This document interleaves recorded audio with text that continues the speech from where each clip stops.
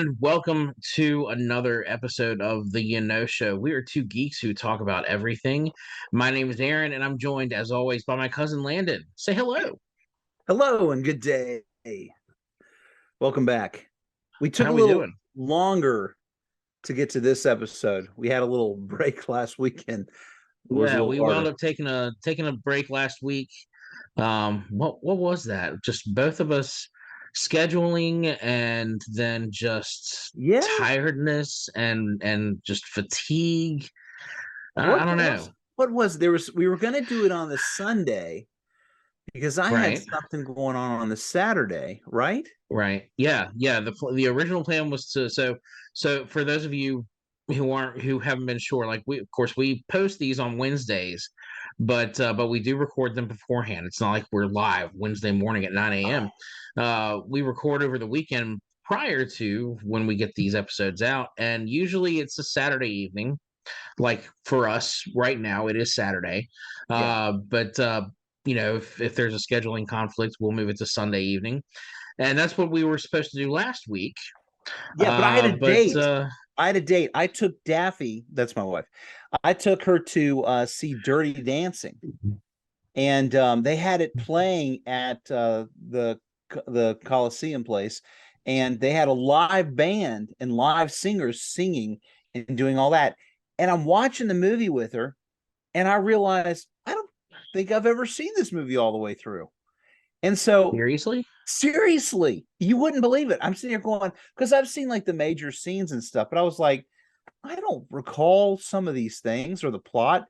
And so I'm watching it and I'm like watching it for the first time. And so I was like, it's a really good it's a movie. pretty good movie. Yeah, I also realized that, Patrick Swayze was, I mean, he was really kind of a cool guy, he's smooth guy. if you want to have some fun with the end of that movie, do yourself a favor and look up. You can probably find it on YouTube. Where someone has taken the final dance from Dirty Dancing and synced it up with the intro music from The Muppet Show. It's flawless. Oh, that's awesome. That's great. Yeah, so It's that's really what it's we so did good. on Saturday night. And then I think on Sunday, I think you and I were just like, it just didn't work out time wise. We were just like, yeah, Yeah, put it it on. was just Sunday. I don't know if I wasn't feeling well. I know I'm the one that I think I reached out to you and said, "Hey, would you hate me if we move this tomorrow night?" So we were going to Right. try to do it Monday night, but then you were busy with work and I wasn't feeling Yeah. great on Monday Yeah. either anyway. So it was just like, you know what? Let's just postpone and so we were planning on talking about House of the Dragon last week and then the Star Wars Andor show this week.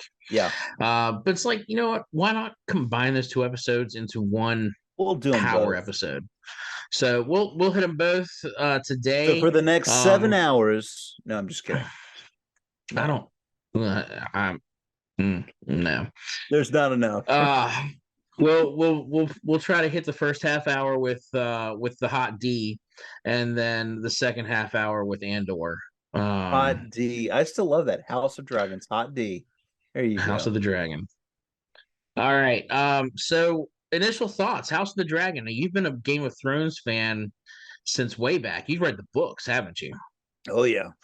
Yeah, I'm a big Game of Thrones fan. I probably watched Game of Thrones 3 times all the way through, and of course read the books. And yeah, I was excited at the possibility. As you know, I'm an enthusiast to these things, so I'll try out anything. But I was a little skeptical too, because it's just really hard to just follow up on that.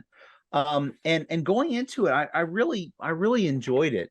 I thought they were able to pull off some pretty tall orders, which involved time jumps, and then not having a Tyrion Lannister in the show, not having that and still surviving was a tall order, and I think that they do so. They still don't have that element, but Now, I still enjoyed it.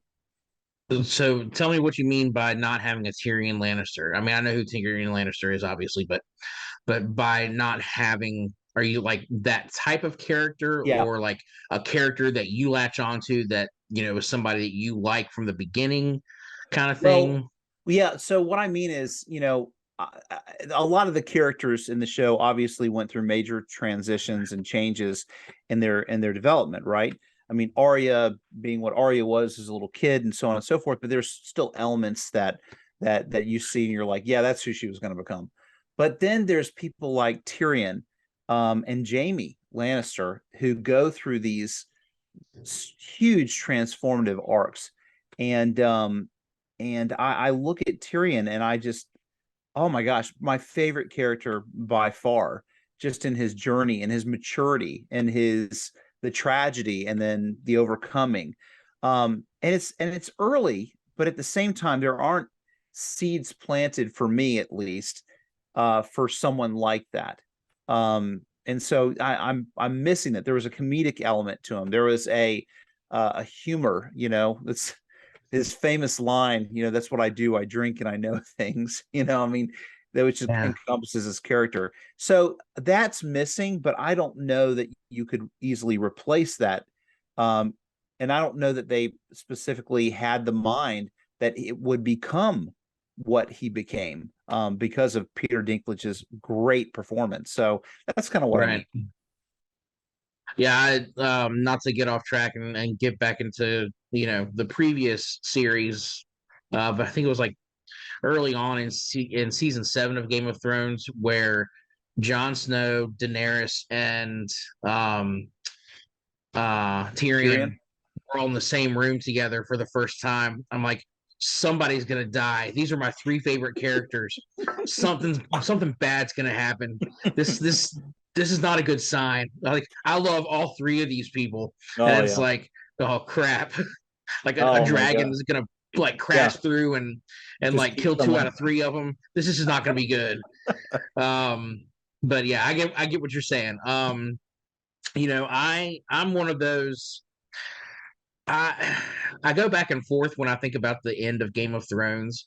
There's a part of it where sure I can see where the seeds of change were kind of planted in Daenerys. Yeah. Um, but at the same time too, I wish they had just had more time to wrap up the story. Yeah. Um, because it felt like those last two seasons were just rushed. Yeah. Um, Yeah. so Especially the that last said, one. Horribly. Yeah, it was yeah, rough. yeah, just too few episodes and too much to do. I mean, you're Yeah. trying to wrap up all the stuff with the Night King and the White Walkers, while at the same time trying to figure out, all right, who's going to ultimately wind up on the Iron Throne. So that said, when they announced House of the Dragon, I think at first I was like, I'm not going to care about this. I'm not. I'm not going to get drawn into this. I'm not going to get sucked in. But then they announced who was going to be in it. And when they started announcing the cast and I Yeah. saw Like that Matt Matt Smith Smith. was going to be I playing a know. big role, Me I was too. like, Oh yeah. all right, cautious optimism. Yeah. Let's go with that. Cautious Yeah. optimism. And so going into it, of course, Matt Smith, I think, is the only uh well, no, no, no. I take that back. Rice Ifans, right? Matt Smith, yeah, Reese, Oh, I was Reese thought, Ifans. is it Reese Ifans or Rice I, Ifans? I I don't think know. it's Reese. I don't know. Who once played the Lizard in Amazing Spider-Man. Yeah, yeah. Um, And in and Notting Hill. Don't forget about Notting and he Hill. was he was in the Replacements. He was the kicker Yeah. from Wales. Yeah. Um, he's whitey. Anyway, very few actors that I recognized going into this, and I thought he was like unrecognizable.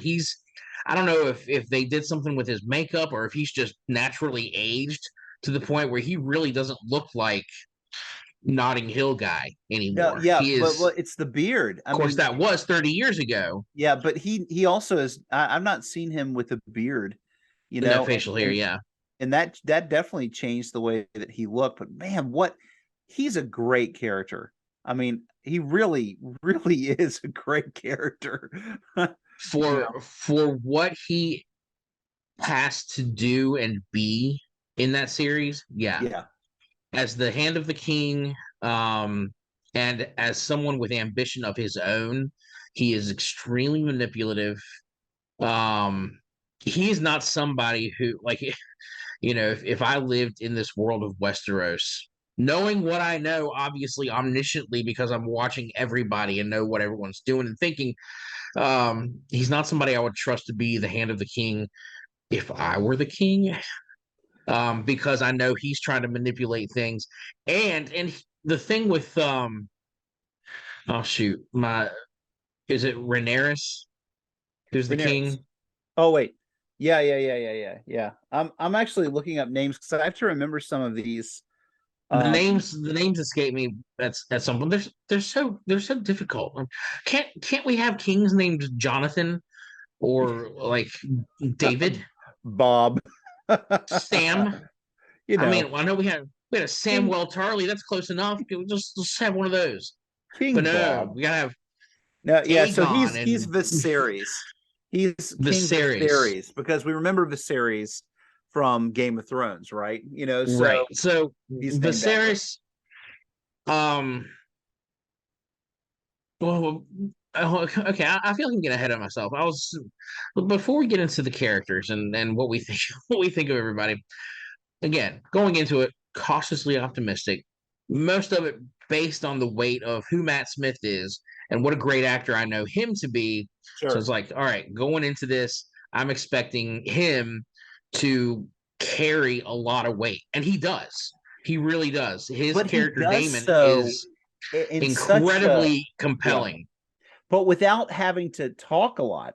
I mean, that's Oh the no, thing that always gets me about some of these actors that just have this weight based upon their expressions. And you just have this vibe from him that you have no idea what he's going to do, but at the same time, you pretty much know he could just cut through the entire room and kill everybody if he wanted to. I mean, gravy, this guy. and would have no qualms about it either. He Yes, has yeah. he has no conscience. No, Um, none. but It's at the same, like, crazy. what I thought was great about Damon overall, like, is that he's again, he's another character who has these great ambitions. He knows what he wants. He knows he would be a better king than his brother. Everyone else knows it too, I'm sure, deep down. But he also has this bloodlust and this thirst to conquer, and he is oh what I'm not sure how I want to say that. He's willing to cut throats and do whatever he needs to do to get where he wants to be. Yeah. But at the same time, Machiavellian, even. he is fiercely loyal Yeah. to his family. Right. Fiercely loyal. And like Unexpectedly so so. yeah. Yeah, I mean, so he has his ambition and he knows where he wants to be, but he's never going to take the steps that No. he needs to take Against his family. to take the Yeah. throne. Right. Yeah. Yeah. Now, No, if no someone else were to respect. step in and Then try to he take the throne away absolutely. from Viserys, oh yeah, all Yeah. bets are off. And Yeah. you don't want to bet against him on that day. But at this point, which will make next season super interesting to watch because now his brother's dead. And sure, technically his family is still there and on the throne, but they are really being controlled by the High Towers. Yeah. No, they absolutely are. And of course, strong as well. I mean, if you think about it, because I mean, what happens with this little guy? That dude, That guy, here's the problem with that guy. Larry's or I something think like so. He's good like old the Clubfoot, Littlefinger. Yeah. But they make him out to be like Littlefinger. Here's the problem. Littlefinger from the get-go, he made himself act like he was weak or nothing or small, but you looked at him and you were like, oh, you got this thing going on, you've got some bigger scheme. And Varys really kind of sets him up as that as well. He's the most dangerous man in Westeros, that sort of stuff. And you feel it This guy, I started feeling that vibe. I was like, this guy's he's a little finger. Look at him. Yeah. And then they had the scene where he had the foot fetish. And then I lost respect. I was like, if you were Littlefinger, you would not have sunk into such a base level, This is or yeah. you know what I mean? And That's so that that is diminished the him. price. That's the price the queen has to pay to get her information from this guy. Come Yes. on now. Seriously. Yeah, throw a little foot out Yeah. there. But I was really disappointed. If they were trying to do a little finger out of him, then they lost it by doing that, in my opinion. I still think it was a masterful plan of overthrowing your family, and that was still, good, but there was a few surprises for me. Like, um, for example, Kristen Cole, like the knight, Yeah. and she picks him out. Rhaenyra picks him out, and he becomes what he is, and they have their time together. And then you have this jump, and you have this Jade, that isn't Yeah. fully explained very well, and that was Yeah. a Suddenly little he's completely disappointing. disloyal to her and only loyal to Alicent, which is I don't know. I thought that was a little off. I Just did too. I thought it was a bit like it was too much of a jump, and we're just supposed to accept it, right? And he turns out to be pretty awful. I can't stand oh him. yeah. I would really like Yeah. for him to die. Yeah. I hope he does. I hope he dies painfully and horribly at some point. Maybe catch on fire from a dragon. But like, for example, that scene that happens before the time jump, where he goes in and he kills the lover of the intended, for Rhaenyra, All right. Yeah. that reaction and that violence was out of place, in my opinion. It came out of nowhere. It wasn't set up enough, and then you have that happen. Then next episode you have the jump, and then you're just accepting that things have flipped around. And I don't know. I mean, I don't want to sound like I'm trashing the show, because I absolutely really loved it, but at the same time, there were things like that I went, "Ugh," you know? Yeah. That seemed very sudden and I don't want to say out of character for him, but um you would think that the knight who has been charged with the protection of the princess, who is the heir to the throne, would have some more decorum than that, than to just bash in the head of somebody during a feast or a little, party or whatever they're having there in the hall. Yep. Yeah. What did you think of Alicent? Because I changed my perspective about her like 4 times throughout the season. Yeah, yeah, I think I did too. You like her, then you hate her, then you like her again, then you hate her again. Maybe I like her at the end. I'm not sure. I don't think I do at this point, coming Feel coming kind to of the end of the bad for season. her now, you know. Um, I don't feel bad for her at this point. I think that she's made a grave mistake in Yes. assuming what she was hearing from the dying king, um, who was, for all intents and purposes, delirious. Yep. Um, and so she assumes when he speaks the name Aegon, and see, this is why you shouldn't name your kids after your ancestors, because he was talking obviously about Aegon the Conqueror, not Aegon, my firstborn son. And so she assumes that when he's talking about Aegon, that that means, oh, on his deathbed he's saying he wants Aegon to be the king. I'm Yeah. sorry, this was decided a decade ago who was going to take the Yeah. throne when he dies. Yeah. No, that was definitely silly. I one of the things that I appreciate about her character, I didn't really understand or know her intentions, and the hold her father held over her, but I really feel like she proved that she truly was caring for um Viserys, and that she was in love and kindness, um doing that work as you would for someone who is that you love, who's in a bad health situation. I mean, it seemed to me that she really genuinely was caring for him. So I agree. I think that yes, she did. Like, so initially, obviously, she was just doing what her father told her to do, and just go in there and Yes. spend time with him to manipulate Viserys Yep. into choosing her as his second wife. Right. Um, Definitely. which obviously is what uh put a wedge between her and Rhaenyra, um when they were, had been best friends. Rhaenyra. Um, Rhaenyra.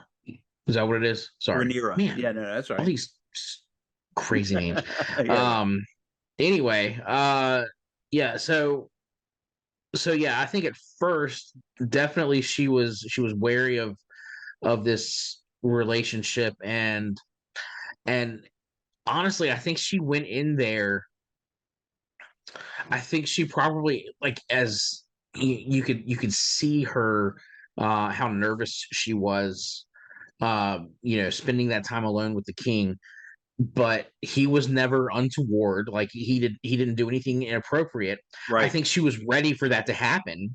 Right. And I think she was afraid of that happening, Yeah. but it didn't happen. And so their time together was genuinely, she's a sounding board, Yep. and he's able to just talk to her after, he's been grieving the loss of his first wife, the Right. loss of the son that, you Oh, know he could have had. what a um horrible, on a side note, what a rough scene, with him making those choices and choosing very poorly. That was really there rough. there was never a good birth on this show. Like, No. in what was it, 10 episodes, there, how many pregnancies were there, and how many of them actually ended in a live birth where everyone wound up okay? Ah, it was It rough. was, yeah, that I'm sorry. If I lived in Westeros, I don't think I'd want to get anyone pregnant. I feel like Oh, I that's a thought death you were gonna say sentence. you wouldn't wanna be pregnant. Oh, No, no, I understand that I can't. See, I learned all that a long time ago. that's good. Um, That's good. I don't think I'd want to get anyone pregnant because I feel like it's like a death sentence. Yeah. All right, No, no, 9 months from now, I'm going to choose between you or our unborn child, and maybe lose both of you. Who I knows? I really liked, I thought that the storyline of the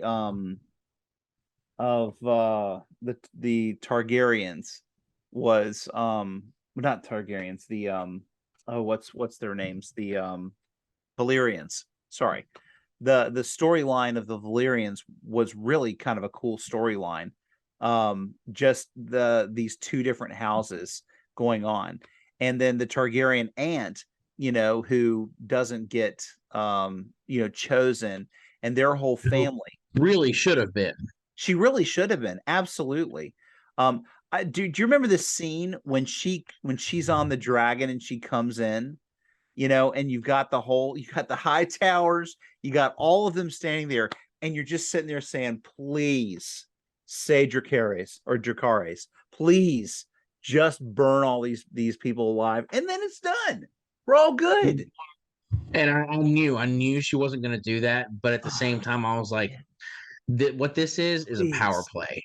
Yeah. Like, all she's doing right here is showing them that she has a dragon, and she is going to go and she's about to tell Rhaenyra exactly what's been happening for the last few days, that she has Yeah. been kept prisoner in her own room in the palace. Oh my gosh, yeah. Yeah, Yeah. when I she like her came in with that character. dragon, Yeah. that elevated her character for me, like, to way up here, Yeah. compared to a lot of the others on there. It's Yeah, no, it's I thought that was great.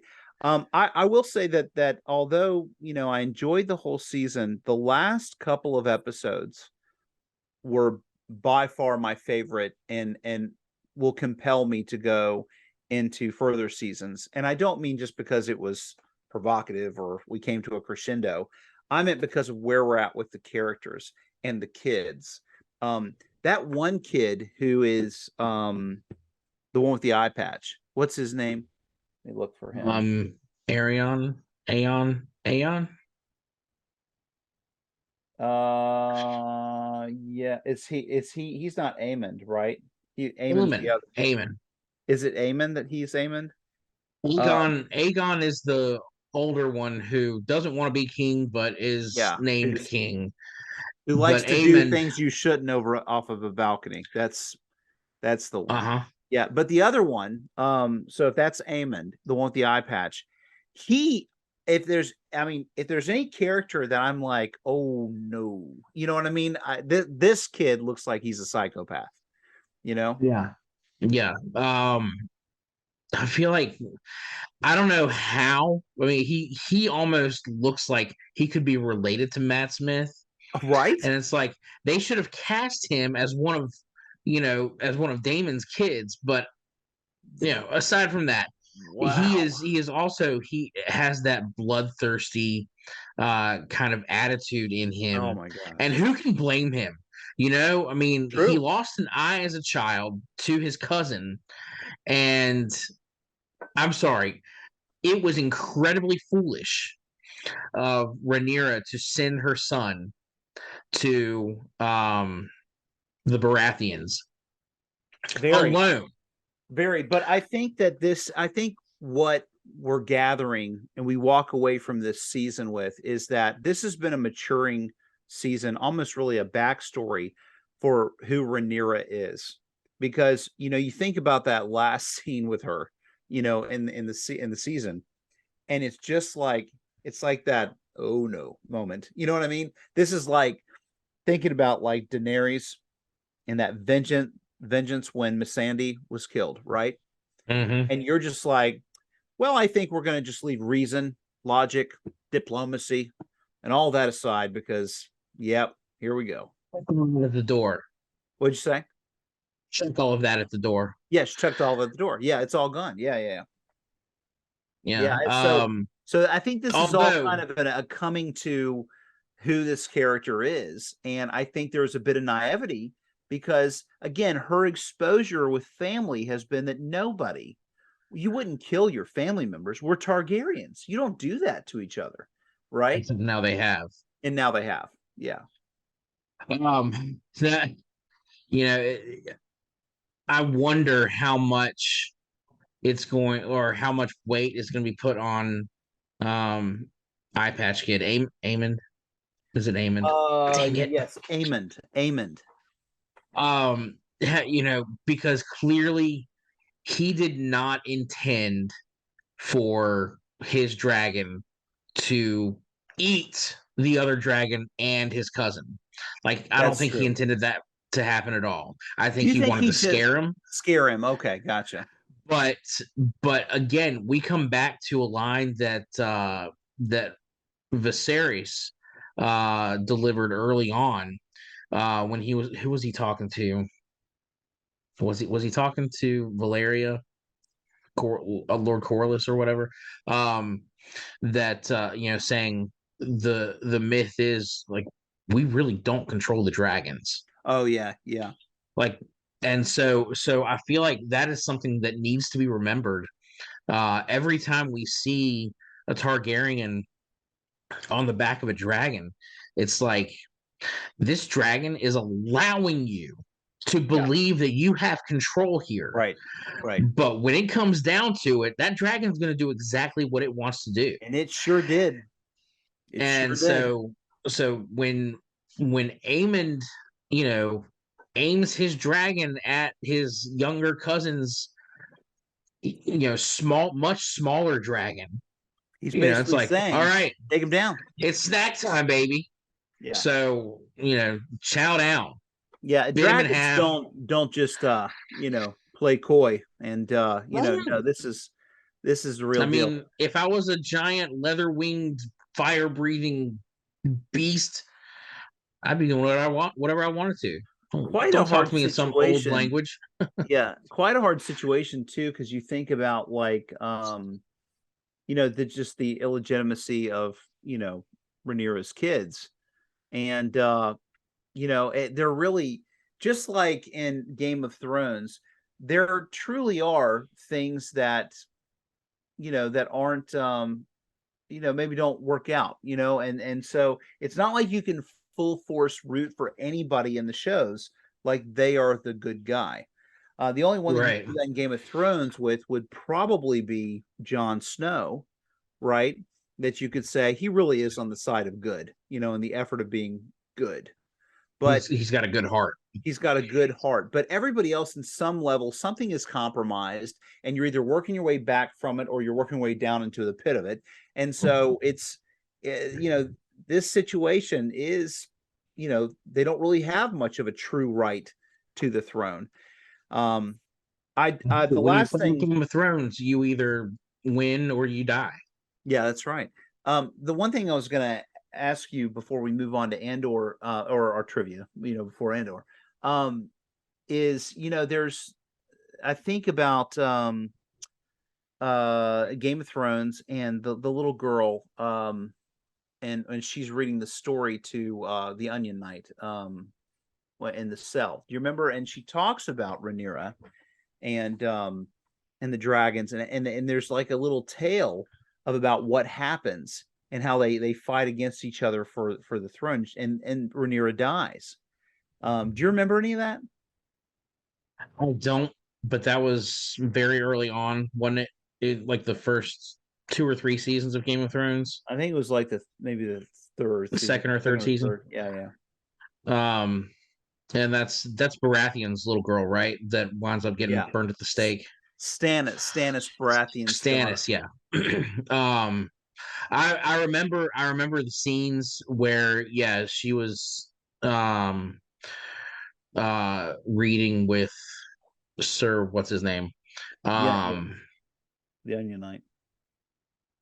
but I can't remember, like it's been so long since I've seen that I can't remember the specific details, but It'd be interesting um to see how it plays out. I mean, obviously, we know it's probably not going to end well.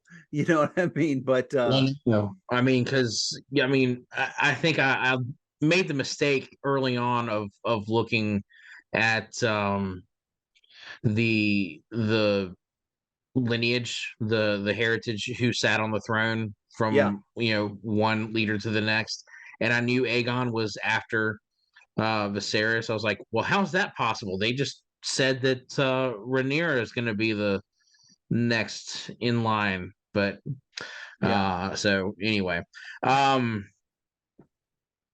I was going to ask one more thing. Shoot, oh, do you think that Viserys was naive enough to actually believe that Rhaenyra's sons were not illegitimate? I do. I do think that he was naive enough, and the reason why I think that really goes back to Tywin Lannister. Um, I remember the scene where Cersei, admits to Tywin that she and Jamie have, been together. And he is just, I mean, first of all, he is probably the most military strategic mind that there is, right? And he is very smart, and yet this eluded him. And his reaction, Charles Dance, I mean, his reaction was priceless. He's like, "What? Nope, nope, nope," And I think to myself, I can't hear you. I yeah, can't yeah. hear I you. think to myself with the series the same thing, is that he would think my daughter would not betray our line that way. So I really do. I also just think he was an idiot, for a lot of there was a lot. I mean, Oh not yeah. not a bad guy. I mean, overall, No, no. He was a good man, but he was a horrible king. yeah, he was a He was horrible he king. was he Yeah, was a weak king, very and weak. in that like he never did anything or made a decision on his own. Everything had to go through the council. Every decision that was made was decided for him. And I think it's incredibly symbolic how every time we see him sit on the throne, he gets hurt by it. Yeah. Like he is injured by Yeah. the Iron Throne every time he touches it. Yeah. So I think that says a lot about the kind of king that, I mean, that we should have seen that from the beginning, what kind of king he was going to be, that he was going to be very weak and that he was going to be very crippled by the throne. Are we to assume that he had dragon scale? And the reason why I'm asking is because I had trouble with that because it's highly contagious, right? Yeah, I don't think so. I don't think he did. I think he just had like regular, like just infections from uh getting cut here and there by the throne, Okay. and just like those injuries would get infected by bacteria, so he would All have right. to have the maggots and He looked things to treat pretty it. ragged by the end of it. That was Oh my gosh. pretty rough. Every episode I was like, is this the Ugh, one where he dies? Is I this know. the one where he dies? I He's know. got to die this time. I mean, The actor dude's did a looking good awful. job. The actor did a good job. I won't lie, but Patty Considine. yeah. Yeah, he was good. All right, so let's All hear your right, you ready trivia. for trivia? Let's do it. Trivia. All right, you got 5 questions from the hot D. Here we go. And you're gonna this one we've already talked. Well, you mentioned it, so it's you're gonna get this one. What old Valyrian word is used to command a dragon to breathe fire? Dracarys. I'm sorry, what? Dracarys. Bodies. House of the Dragon begins its story how many years before the birth of Daenerys Targaryen? Oh, is it 109? Do you want one more guess? It's higher. 190. 172. Oh, I don't know why I had 9 on the mind, but because I knew it was 100 over 100. Over 100, under 200. What castle is the traditional home of House Targaryen in Westeros? Dragonstone. Dragonstone, correct. Who unhorsed Daemon at the tournament? Kristen. Sir Criston Cole, that is correct. Finally, what novel is House of the Dragon based on? Uh, Dance of Dragons. Fire and Blood. Fire and Blood. That's right. I always get those names confused. Other than how Ice and Fire. I always get those names. So what was it called again? Fire and Blood. Yeah, okay. I that's the one I haven't read actually. So I need to read that. If you don't read it, then maybe you'll be surprised by what happens in the next couple of seasons. Trust me, I don't trust anything J.R.R. Martin says versus what they do in the shows. Not at all. Not after the uh, Red Queen isn't around. So no, seriously, why has he not written the next book? I mean, come on, man. Where's that? It's been years. Years. yeah, forget that. All right, are we All ready to right. switch gears? Time to go to Andor. Moving to a galaxy far, far away. No Andor. dragons. This well, they do have dragons, like crate dragons. No But only on lightsabers. Tatooine. No lightsabers in this show. No lightsabers in this show. No Jedi, no Force. You got Kyber Crystal though. Yeah. Well, let's hear your initial feelings about this show, Andor. So I was excited about this one when they first announced it because I love Rogue One. I thought that um, outside of the Skywalker saga, Rogue One, I felt like I know when I first saw it, I was like, that's the best Star Wars we've had since Empire Strikes Back. And I do, and we've talked about this. We've talked about how great, like we both thought that Rogue One was, and um, if you want to go back to that episode, it's way back when we weren't even filming these things, um, where we were talking about all the Star Wars movies over the course of a few episodes. But anyway, Rogue One I loved because it showed us a side of the Star Wars galaxy that we had never seen before. We're Yeah. seeing this is a war movie, this is a spy movie, and we're seeing what it takes to run a rebellion. And we're seeing that there are good people and bad people on both sides of this fight. You've got people who are being coerced into doing things for the Empire, even though, sure, it's run by an evil emperor, and there's a lot of evil people, under his thumb who are directing things. But when it comes to you've got good men like Galen Erso, who has been forced to use his mind to create this horrible weapon, which would become the Death Star. But then on the rebellion side, you've got a lot of good people, and this, of course, overall, this is good versus evil. But you've got people who are doing bad things for the greater good. Right. And we saw that with Cassian Andor the first time we see him on screen. Right. He's getting information from an informant, and to save his own life so he can get out with that information, he has to kill his informant, who, for all we know, is a very innocent man. Well, he did. I But will say the informant did seem like he was getting kind of skittish. You know what I well, mean? yeah, He was gonna, maybe cause a scene. It's just like, ah, shut up, psh, psh, you know. yeah. So, but again, Andor did what he had to do Did what he had to do. to get the information out, so that, again, the rebellion could continue to grow and thrive and do what they Right. needed to do for their next mission. Um, Right. and so when they announced that he was getting his own show, I was like, okay, that's great, because this is a grim and gritty side of Star Wars that we need to see more of. Well, I need to have right. a better understanding of, when there are people at war, you do what you have to do to survive. Well, like meeting That's all there Saul is to it. Guerrera, you know, meeting Saul was, in Rogue One as well. You see this almost terrorist type of side to the good fight of the rebellion. And if There's you're a going to fan of the extremists. show, you've seen his story a little bit, the cartoon show, the Clone Wars, and you see how So he kind you of comes understand from where base. he's coming from. But in any case, even if you haven't, you see this character and you're like, ah, this is an extremist, and Right.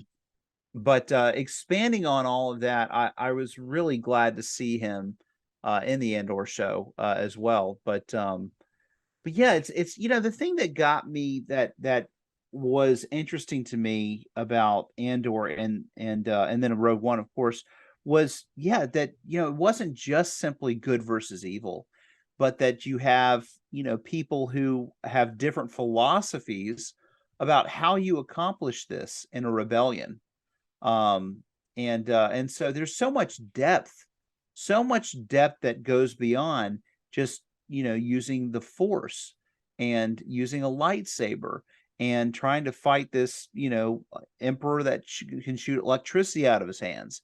You got more than that going on. You've got planets, huge civilizations, that are affected by oppression, which is an age old tale. And I mean, what a great show. What a great show. It takes what's there, what exists, and you're able to see the different sides of it. Clearly the show is about characters who are forming the rebellion and are desperate to get under the thumb of the Empire. But at the same time, you've also got so many characters who are involved with the Empire, Right. who have bought into everything that the Emperor is selling. We Right. are bringing order to a chaotic galaxy. And Yeah. that is what we're here to do. That's what the Empire stands for. The Empire stands for order and peace and security. Yep. That is what we're here for. We didn't get that with the Republic, but now we're Right. getting it with the Empire. And so you can see where people would have these differing arguments and differing viewpoints of how should our galaxy be run? Were we better under the old regime of the Republic? Are we Right. better under the Empire? It's really fascinating, especially when we get into um, some of the stuff with Mon Mothma Right. and her circle of the politicians and the elite of Coruscant And and her the husband, the core you know, worlds. and just the socialite atmosphere of all of that and what she's doing, and then to learn that her sister is the very same girl who was also from Game of Thrones, that we've seen that was connected with Andor and connected with Stellan Skarsgård, Luthen. Uh, Losing. on a side note, I'm also fascinated by this story arc of the young guy. Let me see if I can find his name. Karn? No, no, no. Who is it? Who's the guy? Who's the lieutenant guy who gets jaded and who connects, who gets pulled off of this job? From the beginning, Yeah, from the beginning. I don't know. I hated his character. He was I thought he was whiny and um I hate that we continue to have him in there just because he It is. felt like It's he had this personal vendetta against Cassian. Like, come well, on, man, just let it go. Live your life. see, I'm fascinated though about his connection with the girl. The Oh man, I wish I could remember her name. Do you know her name? Not off the top of my head, no. Star Yeah, Wars has weird names too. I know that's really hard. But she's the military. She's the Empire With the lady, the blonde ISB, lady. yeah. Yeah, that and so her role in this is very very interesting and intense. Um, by the way, I know we just got off Game of Thrones stuff, but her boss is actually also in Game of Thrones because he Yeah. plays, the what would be the witch doctor, of the show, but I love this atmosphere of getting insight into the politics of the empire. Even in Rogue One, you got to see a little bit of it. Of course, you've seen it from the get-go in A New Hope, because you have this little council that's talking, and you have Vader, just going in there and choking somebody that doesn't says what he likes. Find your lack of faith disturbing. But that's the most that you really get into the politics of the empire. And then you get to Rogue One and you start to see, with Krennic, this whole power play more than you've ever seen anything before. And so I think that this expands on that in a great way. Yeah, I mean, I just thought it was really cool. Really cool. Let's see here. Who else do we have? Um, did you I appreciated Stellan Skarsgård's role. Obviously, his versatility as an actor is pretty impressive. I thought it was so fun to watch him as he was initially with and is truly as the rebellion person, but then also his persona that he puts on, with as an antiquities dealer with Momoth. Yeah. He's it's interesting. It seems like the role he's playing within the rebellion is almost like a puppet master. Yeah, He's or game master, chess master. He's putting all these pieces where they need to be in order to achieve certain goals. And he it's almost like he's trying to think 2-3 steps ahead of the ISB, and not always coming out on top with all of that. And so it'll be interesting to see where things go with him in the second season as these pockets of resistance eventually form the Rebel Alliance. yeah, And that was I always thought that was so interesting about the Rebels animated series. The we're following one group of rebels, and they are not necessarily involved with the Rebel Alliance as right, as we know it. right. They will be, but like it's the kind of thing where it's like that's growing. But in the meantime, it's dangerous to Yeah, for all of these different again pockets of rebellion to come together as one, because then you're drawing attention to yourselves and the empire is going to be like, oh, they're all right here, let's get them.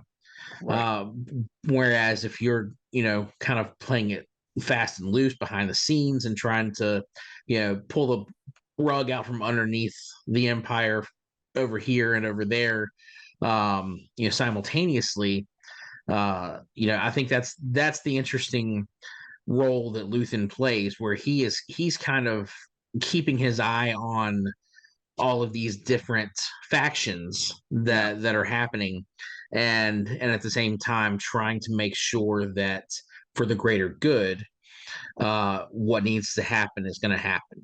So like Yeah. he understands too that sacrifices must be made, and so winds up, one of the factions gets caught and killed, right?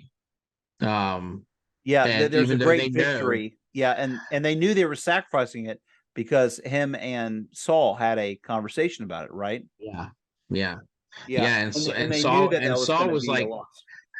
and it was so great to see that recognition in Saul's like expression when he realized that Luthen was willing to sacrifice this entire group of rebels for the greater good. And he was, and I think even in that interaction, he even asked, "Would you be willing to sacrifice me?" And Luthen's like, "Of course, Yeah. for the greater good. I'll sacrifice whatever needs to happen." We're Yeah, we're talking about the entire galaxy here. it is interesting. I mean, and you see this, and obviously that's thrown out or is shown when they're willing to try to kill Cassian, and find him for the little bit of information he knows.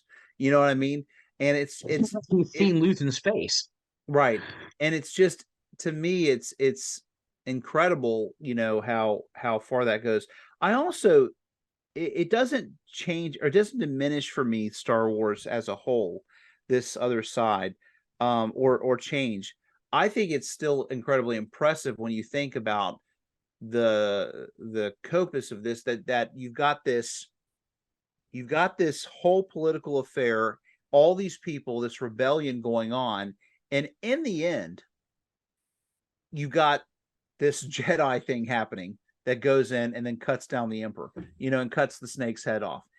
All completely disconnected from all of this other stuff going on. Sure, Luke is inside of the rebellion. Sure, Luke is, part of, both in destroying the Death Star, is part of that squadron, and is in that base and on Hoth, and then you got all of them going to the to Endor. But at the same time, it wasn't necessarily the rebellion that took down the Emperor Palpatine. It was this whole thing going with Vader and him, and then the aftermath of that thing going on, and all that's going on, whether you're talking about even the expanded empire beyond the Emperor, then you still have all that going on too. And so to me, it enhances it. It enhances it in such a great way that doesn't take away from the Jedi side of things, but it can exist separately because obviously there's a whole set of planets, hundreds of planets that are thousands of planets that are affected by all this happening, you know? Yeah, it's a big galaxy, and I think that's one of the things that makes Star Wars, I don't want to say frustrating, but it seems like every story that's told has to be connected to the Skywalkers in some way. Yeah, and But this did does it? not have to Does be. it really? No. No. Yeah, it absolutely doesn't. I think, again, you've got this great big galaxy out there who knows what is being affected when in terms of what we have seen and what most people have experienced having just watched the movies. you know we've seen maybe a dozen worlds out there, Yeah, and we see Tatooine like all the freaking time. Who right. cares? But Well, it's where else is there? one stupid planet. Yeah, well, and I think that, we're going to look back 10 years from now and we're going to see an expansion of this universe. And we already do with, say, looking at Jedi Fallen Order and the new Jedi Survivor game that'll come out that has Cal or whatever the character's name is, for that. Again, unconnected to Skywalker per se. You still got Vader in it. You still got Inquisitors, but it's his journey. It's his path. You even look at things like, if they did the Knights of the Old Republic, or they did something farther back. There's so much that can be done if they pursue having an extension to the latest trilogy, and they bring Daisy Ridley back into it, and all that. Again, my hope is that this is a continuation beyond Skywalker. That this is Right. something entirely independent, and that Skywalker Saga is a subset that you look at nostalgically and you say, hey, that's where it all got started. But Star Wars is so much bigger than that. It can be. I think that at this point, it's not bigger than that for the Right. most part, Except because for again, Andor. we Yeah. we keep on touching on the same characters that we've seen over and over again, because we like that. We like the nostalgia. We like to be comfortable in the characters we see.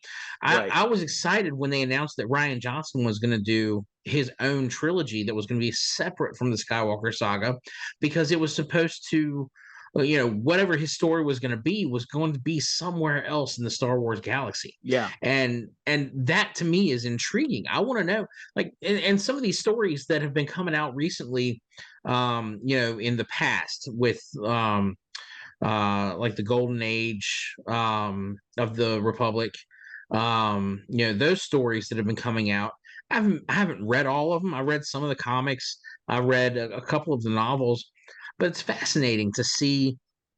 All right, this is happening, like, what, hundreds of years before the Phantom Menace, and Yeah. so we're seeing an entirely different generation of Jedi, and we're seeing, how different it is for them to exist and what their role is in the galaxy compared to where they are when, Palpatine is taking power, and obviously the Jedi are about to fall, and they're so filled with hubris Yeah. that it's like, you know, it's so fascinating to see where they once were, and where their power base was, and then to see, how they get to the point where it's like, all right, the Jedi are done.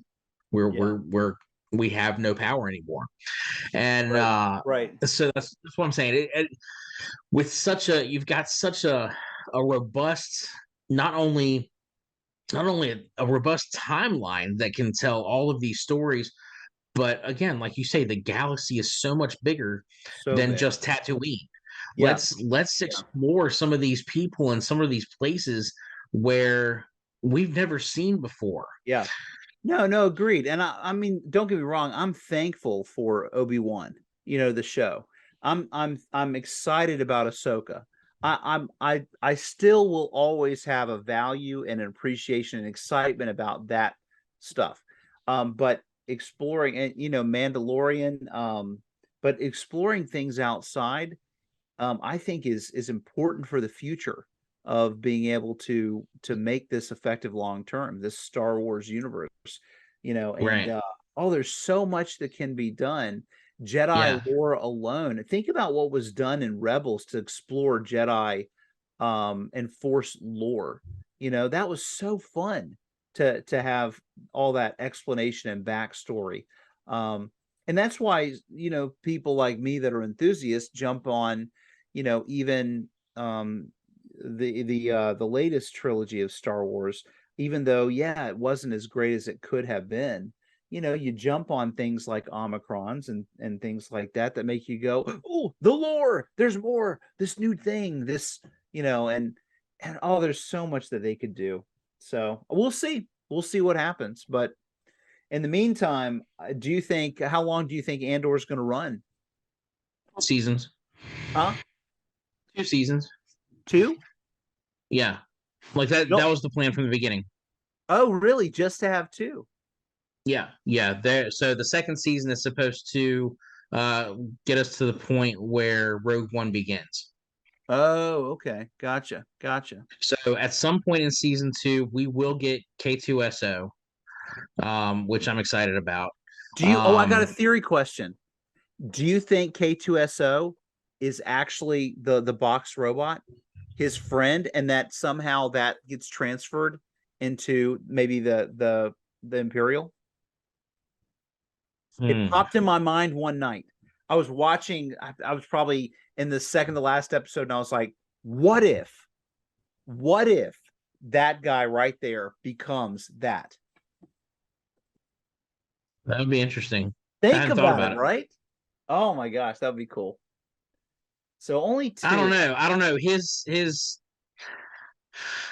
I think the attitude that we see in that droid compared to K2SO is really different. So I wouldn't think so. I think I do if think they there's a intended lot of good one-liners that K2 has, in I Rogue One. think if they intended for it to be the same, they would have already gotten what's his name to be the voice, you know? Shoot. Why did my mind just go blank? He's such a great actor. Who did the voice? You're wondering. You're The not voice sure. of the voice of K2SO. He was in A Knight's Tale. He was in Firefly. Um, Are you talking about oh, Tudyk? yes, Alan Tudyk. Thank Alan you. Tudyk. Yeah. Okay, gotcha. Yeah, Yeah. I feel like if they were going to do that, he would have been the voice of the droid there on Barracks. So I don't know. That's an interesting thought, though. We'll see. I guess we'll see what happens. But yeah, I know that at some point they will introduce him, and I'm curious as to what other potential um Cameos. cameos we may have. Yeah, Yeah, I've in been season two wondering too. Will they take because this as we time? get there, Yeah. we'll get into that time of rebels, Yep. you know, And that same Thrawn. timeline. Yeah. Yeah, Grand Admiral Thrawn. We Yep. could see shoot the Jedi from Rebels, what's his name, kate Kalen Jarrus. Oh, Jairus. Oh, you're talking about yeah. Yeah. I think it'd be interesting to see him in live action. And you know what? Go ahead and let Freddie Prinze Jr. play Let him. I mean, Freddie he do voiced it. him. Yeah. Uh, Oh my gosh, I uh, still have a hard time with that scene at the end, towards oh, that's where he hard. sacrifices himself. Yeah. That was hard. Uh, heartbreaking. Um, yeah, by the way, listeners, viewers, if y'all have not watched Rebels, some of the best Star Wars to come out of Star Wars in years. It's a brilliant Such show. a great show. Um, the first season's a little slow, but Yeah, once you get into it, oh my gosh. it's It's so worth watching the whole so thing. good. And if you don't, as a fan of Star Wars, really know who Ahsoka Tano is, um, and you'll get to see Rosario Dawson and her show, and she also was in Mandalorian last season, so you saw her for a minute, but her character, from Clone Wars and then in Rebels is just honestly, of all the Star Wars characters I've ever enjoyed, she would be my favorite. I Yeah, I can't. I I agree. mean, yeah, Ahsoka Tano is I my would favorite love, character. you know, I think it's asking a lot, and it would just be fan service. But I would love to see more scenes of her and Luke together, Yeah, just having conversations. yeah, Tell me about my dad. yeah, Tell me some stories about when my dad was a Jedi, yeah. and or her like seeing something in Luke like you were You're like, so watch much like your out. father. Yeah, Do what? yeah. Or if she sees some do something, like playing cards and like cheats or something. She's like, that's something your father would do. Better watch out. That dark side's going to get you. You know. Oh man. um, But I think yeah, I Ahsoka's wonder great. about Thrawn, the fact that they've now they've cast, right? They've cast what's that guy's name? That's gonna be playing him for Thrawn. Hadn't heard they cast anybody as Thrawn. Well, the last thing I heard is they had who will be Thrawn? Let me remember his name. He's played in a few shows. Um Lars Mikkelsen. That's right. So Mads Lars Mikkelsen. Mikkelsen, yeah. Who's Lars Mikkelsen? Lars Mikkelsen is let's see if I can. Is he related to Mads Mikkelsen? I don't know if he's related. Let's see. I'm trying to think of what you know him from because I've seen him in shows plenty. He's played a Russian in all right, so he was in the show The Witcher. Let's see. Was one of the ones early on. I feel like he did do the voice of Thrawn in Rebels. So that's why he's the popular choice. But there was also what was that Is that show? finalized? Like he's actually cast as Thrawn? Let me see if it's on his IMDb for future projects. No, it's not. Well, So see, that I didn't think they'd announced anybody for live action Thrawn yet. I think they want to keep that under their hat until we're closer to Ahsoka coming out, and maybe even keep it a surprise. there is a recent rumor that yeah, no. It's I mean this was back last year that they had said um that it could be him. But no, it's if it's not on his IMDb upcoming projects, then nothing's certain unless they announce it at Star Wars. So you can never trust it fully. But All I right, guess are you ready for some because of his Andor voice. trivia? Yeah, let's hear it. All right, Andor trivia. With the introduction of Kino Loy, Andy Serkis has now played two characters in the Star Wars galaxy. Who is the other? Would that be Snoke? That is correct. What is the name of Marva's emotionally codependent droid? Oh, the box? Yep. I don't remember the box's name.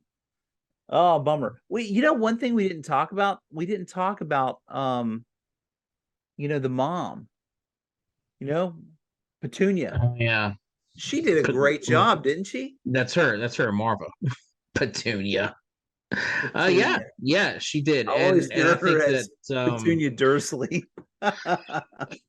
her role as a rebel there on their home world, and being Cassian's sort of adopted mother, Optin mother, yeah.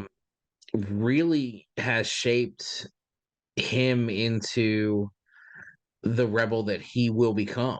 Yeah. I think that her example, and especially her call to action from beyond the grave Yeah.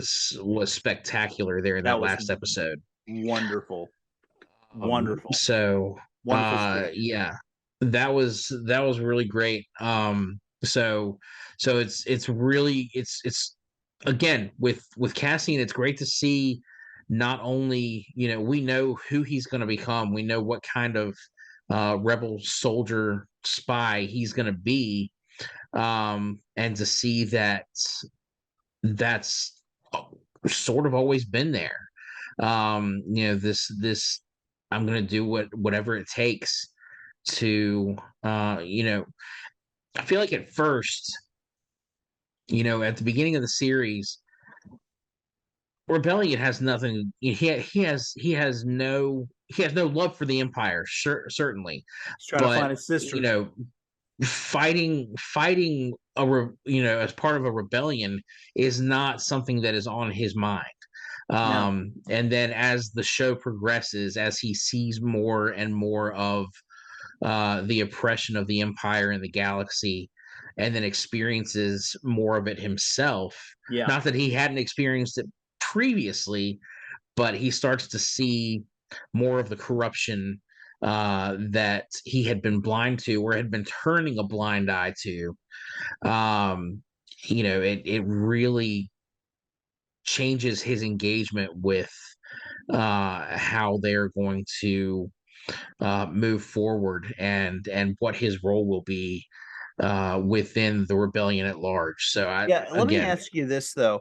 Like, I feel like they were headed somewhere with the backstory, his backstory.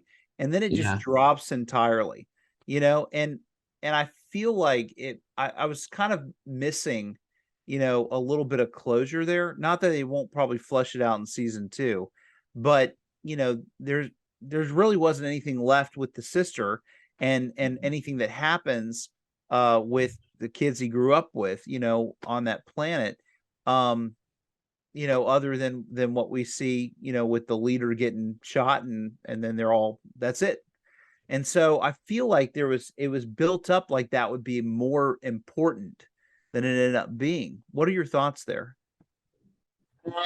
I so I think I agree with you. I feel it does feel like it was abruptly kind of shoved off to the side, to make room for what's going on in the present, and what is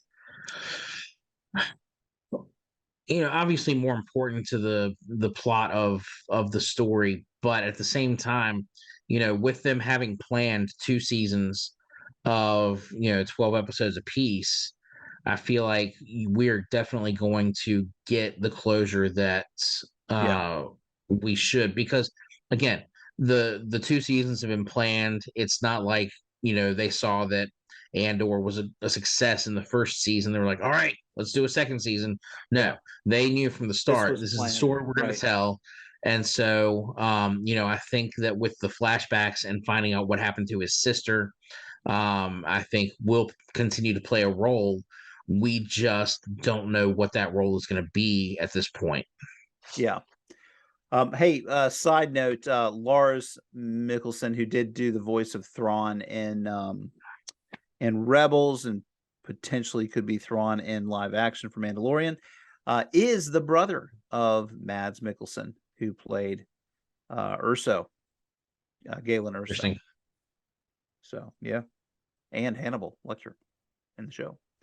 All right, what's your other We have trivia? 3 more questions for you. Let's go. The first episode is shown to take place at what point in the Star Wars timeline?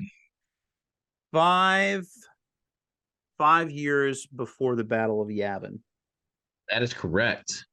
And I think this is the first time I remember seeing BBY BBY. as like Yeah, as shorthand in an actual Star Wars property. I know, pretty cool. that is the shorthand that fans have used Fans have for done. Yeah, decades. yeah, That we start the timeline at the Battle of Yavin, which is of course episode 4, A New Hope. And then anything that happens after that is ABY. Anything that happened before that is BBY. And so, right. yeah, it's. I thought it was really neat that they actually uh, recognized that and are using that in continuity now. Yeah, Um. All right.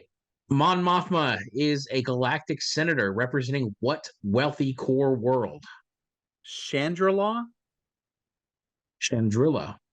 Chandrilla, Yeah. Chandrilla. Uh, Shangri-La. I was like, that's what I always think of, Shangri-La, Chandrilla. All right. Final question. What is Luthen's initial plan for Cassian following his involvement in the Aldani heist? Sorry, that was a mouthful. His initial plan for Cassian following his involvement with the Aldani heist. To kill him. That is correct. Yeah, You can't let this guy just go around the galaxy with all this money, and he's seen your face, Luthen, and yeah, he's seen you without your wig. yeah. Um, That's good. so what's something, just speculation, looking into season 2, is there something you would like to see leading up to the events of Rogue One? Um, you know, I and I know you might disagree with this because of the disconnection from Star Wars, but or Skywalker, but I would like to see the Emperor in the second season. And the reason why I want to see him is not because I want to see him in his dark shrouded figure. I remember in one of the last episodes of Rebels when the Emperor was trying to mess with uh what's his name? What, the main character of Kanan. Rebels. What? Kanan. No, not Kanan. The kid. Ezra. Ezra. Thank you.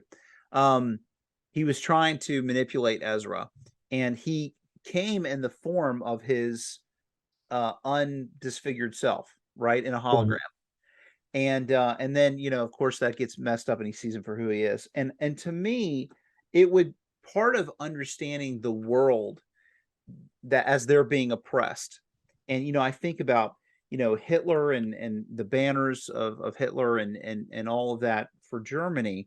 um I just feel like it would be helpful to be able to see what is the empire seeing, as their leader, their revered leader, and to see whatever manipulation he is putting forth about himself in that way. I would like to see that. Now, that can come in the form of just seeing, him in his Senator Palpatine look, on a banner, or it can be, actually having interaction with him doing that and then seeing him turn away and then being his nasty self. But I just feel like that would be important to bring some continuity to what this oppression really is. So Yeah, that's what I'd like I to see. agree. I think it would be interesting to see.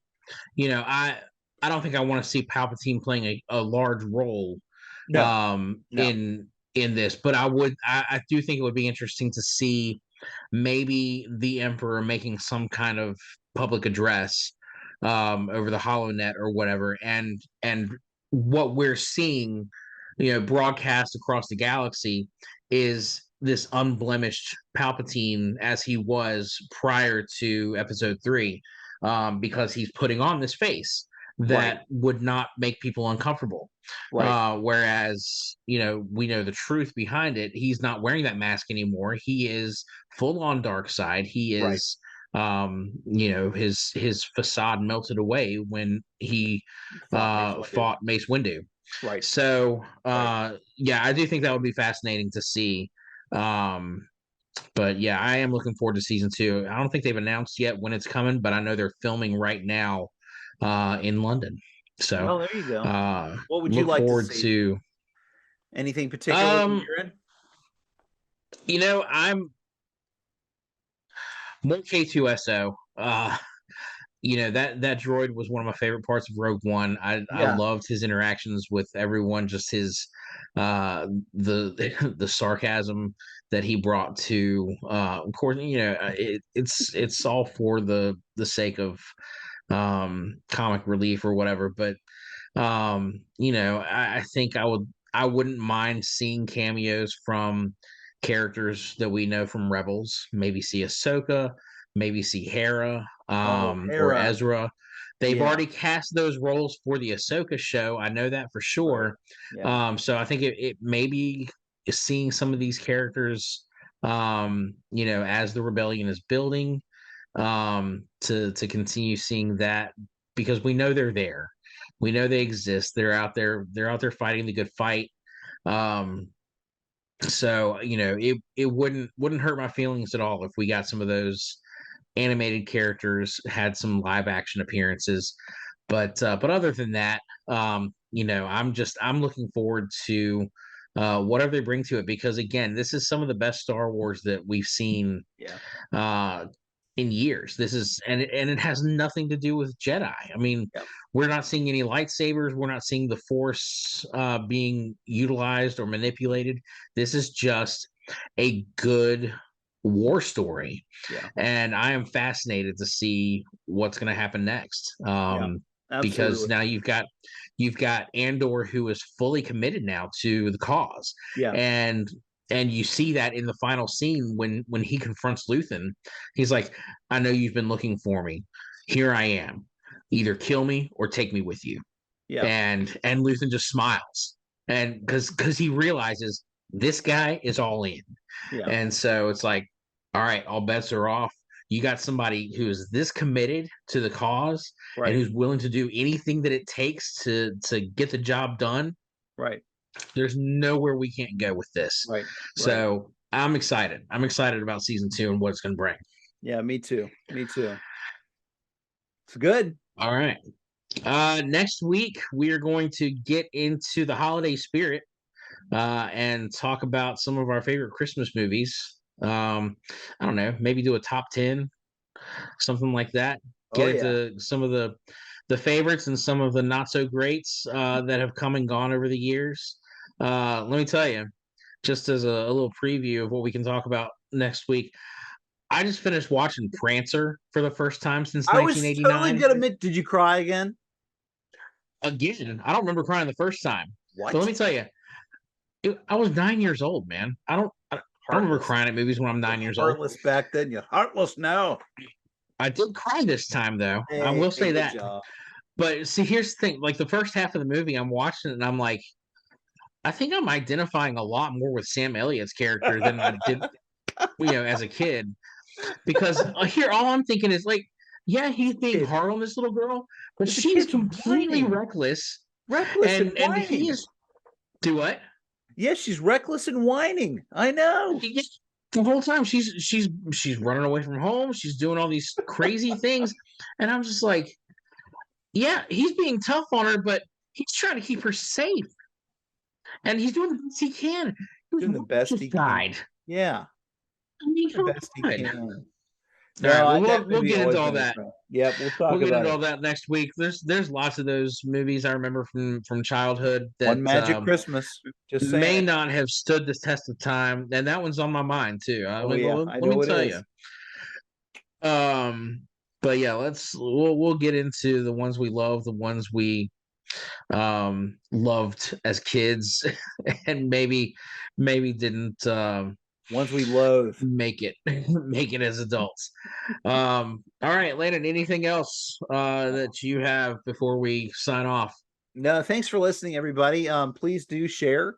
We're on Facebook and all these different platforms and things. But just share, like, make comments. We'd love to know what you think about both Hot D and Andor. Hmm. But also, if you're looking towards next week, please feel free to have any comments that, and we'll make mention of those as we do our podcast. So yeah, thanks for That's listening. right. We want you to be part of the conversation. So be sure to share those comments with us, and we'll read the appropriate ones right here on the show. So, all right, guys. Have a great whatever it is wherever you are.